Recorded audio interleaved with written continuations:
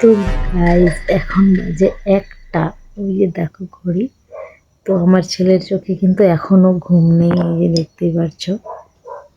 তো ও আমার কাছে এখন আবদার করছে ওকে একটা গল্প শোনাতে হবে। তো চলো ওকেও শোনাই আর তার সাথে সাথে তোমাদেরও শোনাই। বাবা তুমি গল্প শুনবা? হ্যাঁ। ঠিক আছে তাহলে শোনাই। হ্যাঁ, হ্যাঁ। কোন গল্প শুনবো? টোনাটুনির গল্প? হ্যাঁ। আচ্ছা। এক ছিল টোনা হ্যাঁ। আর এক ছিল টুনি। হ্যাঁ। তো টোনা বলল কি, টুনি টুনি আমার না খুব পিঠে খেতে ইচ্ছে করছে। হ্যাঁ।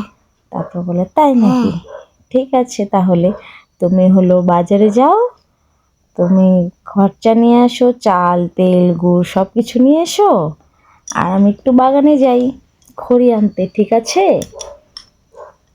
বললো ঠিক আছে। পরে টুনা গেল খরচা আনতে হ্যাঁ।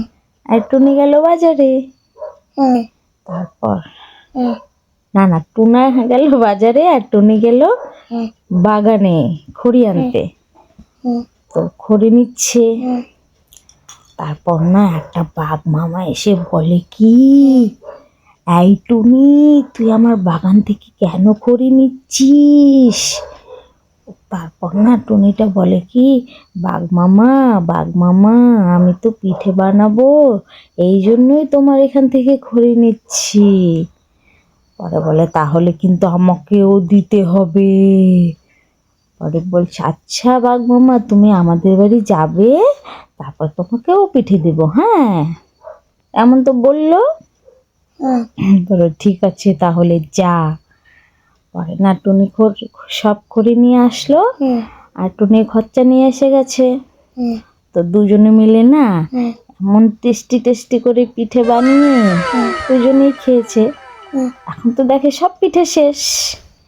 ওহো, বাঘ মামার জন্য তো আমরা একটাও পিঠে রাখলাম না, এখন কি হবে?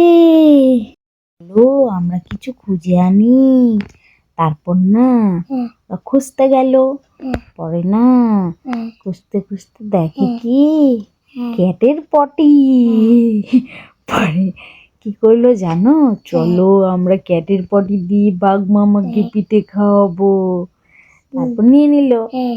এতটুকু তো হবে না, আরো খুঁজতে হবে তাই না? চলো আবার খুঁজি। পরে আবার খুঁজতে খুঁজতে দেখে কি, কাউয়ের পটি। পরে কাউয়ের পটিটাও নিয়ে নিল।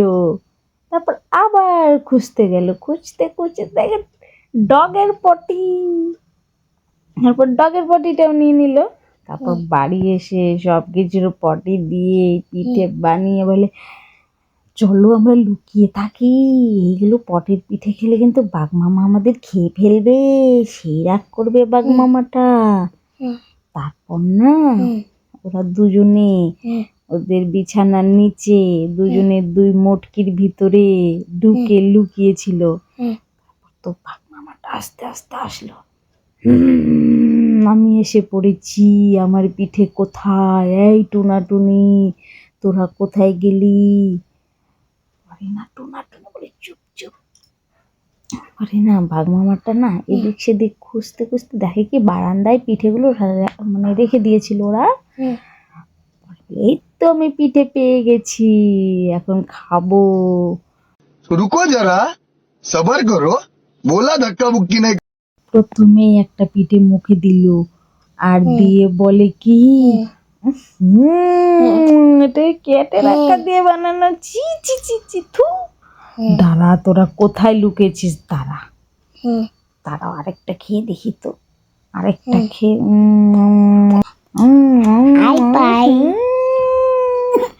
ডগের আক্কা, চি চি চি চি চি চি। গল্প শুনে লোকে ঘুমায়, আরো দেখো কি কষ্ট করছে। যাই হোক আমার হেই বড় রাগ উঠে গেছে এখন। টুনি ভয় পাচ্ছে, ভয়ের চোটে বলছে কি, টুনা আমার পাত পাইছে, পাত দিয়ে একটা। টুনি বলছে না না দিও না, টুনা বাঘ মামা শুনে ফেলবে, পরে কিন্তু আমাদের খেয়ে ফেলবে।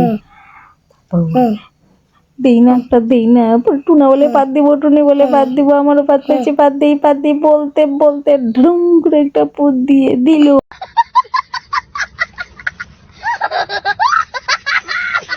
আর বাঘ মামা টের পেয়ে যেমনি খাবলা মেরে খেতে আসলো, টুনার টুনি পাখি হয়ে গাছে উড়ে গেল।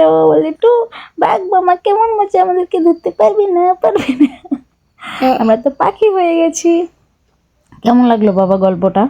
ভালো লাগো। দারুণ লাগলো। হ্যাঁ, গুড নাইট বলো সব। Good night.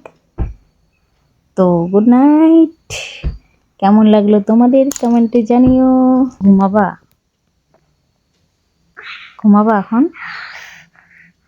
तो रुको जरा, सबर करो, बोला धक्का मुक्की नहीं।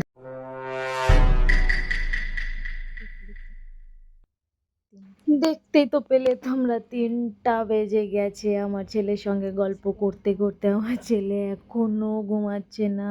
ভগবান কি করি আমি, ঘুমে তো আমি শেষ হয়ে যাচ্ছি।